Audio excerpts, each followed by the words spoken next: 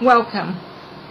I'm Gloria J with Action Speaks, here to continue our reading, and I have the wrong glasses on, so give me a moment to change.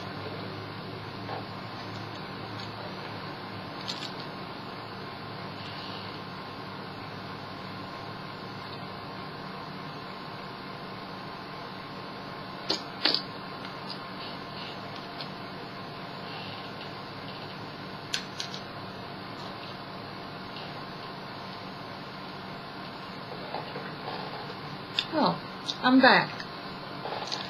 Again, I'm Gloria J with Action Speaks, and here to continue our readings of history, research, and studies on giftedness.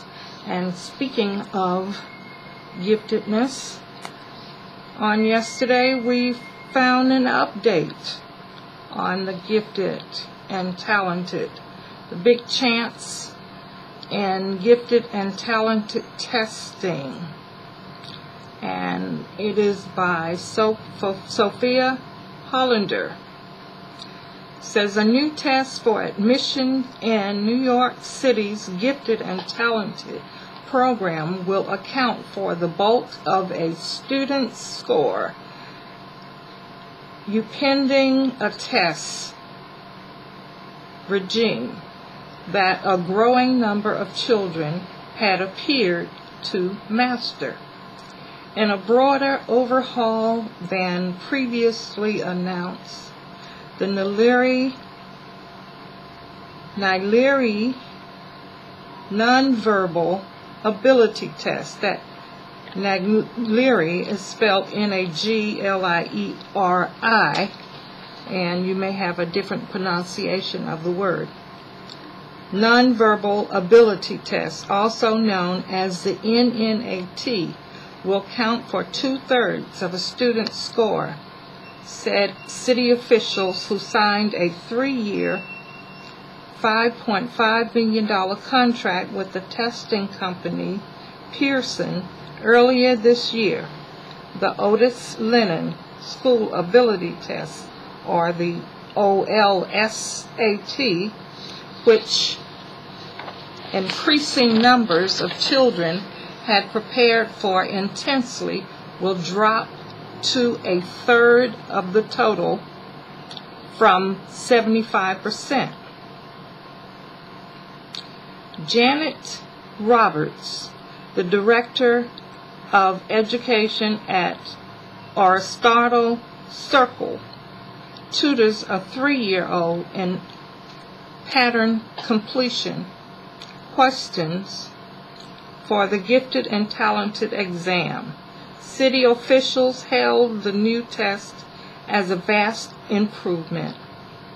It relies on abstract spatial thinking and largely eliminates language, even from the instructions and approach that officials said better captures intelligence, is more appropriate for the city's multilingual population and is less vulnerable to test preparations.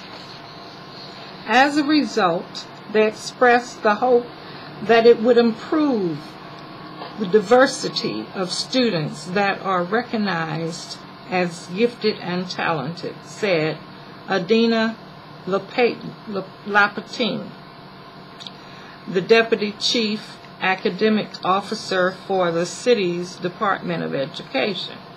City officials said they were currently compiling data on the program's racial breakdown, but students who qualified tended to be concentrated in wealthier districts, areas such as the South Bronx produced few candidates.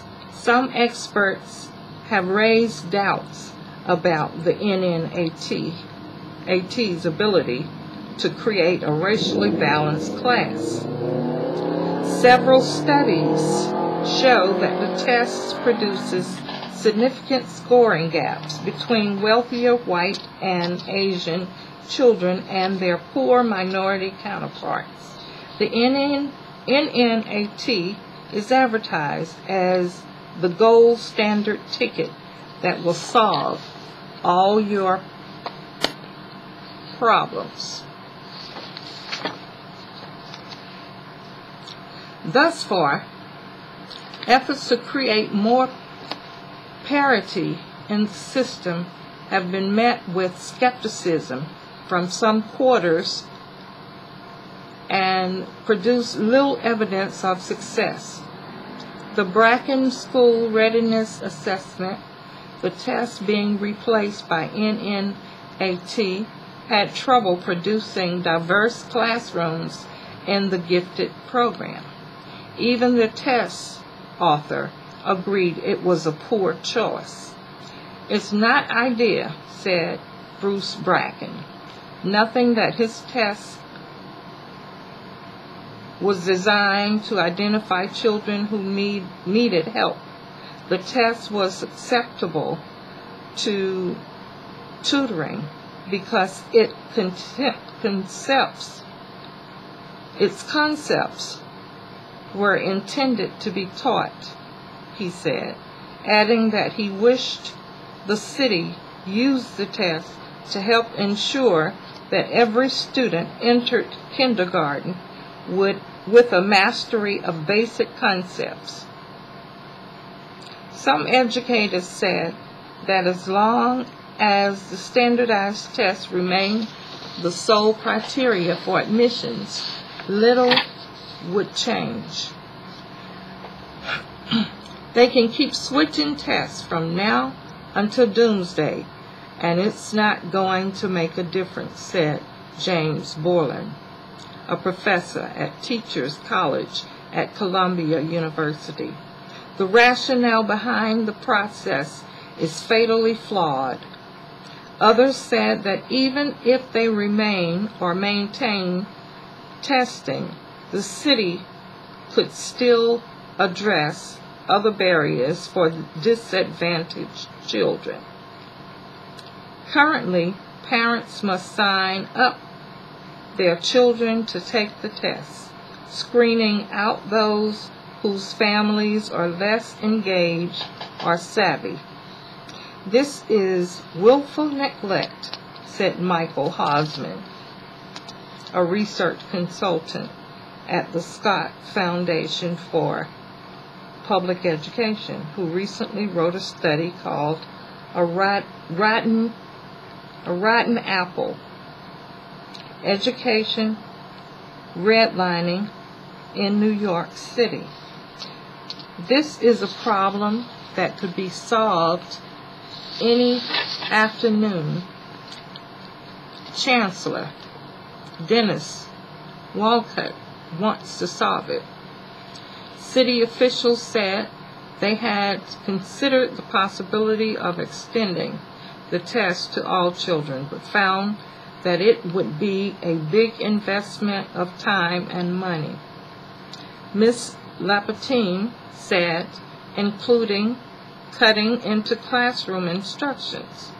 Instead, she said, they have increased outreach efforts to build awareness, including a screening program in all pre-K classes that identifies possible candidates. They have also reevaluated the kinds of tests they use. Others said the city isn't doing enough to promote diversity in the gifted program. You have to believe that what they're doing is a failure, or you have to believe that African Americans and Latina kids are less gifted, Mrs. Borland said. One of those has to be true. And that's all the news we have today on giftedness. we will read again for you in a later session. May God bless you, and may your day be bright and beautiful as mine. Gloria J, Action Speaks.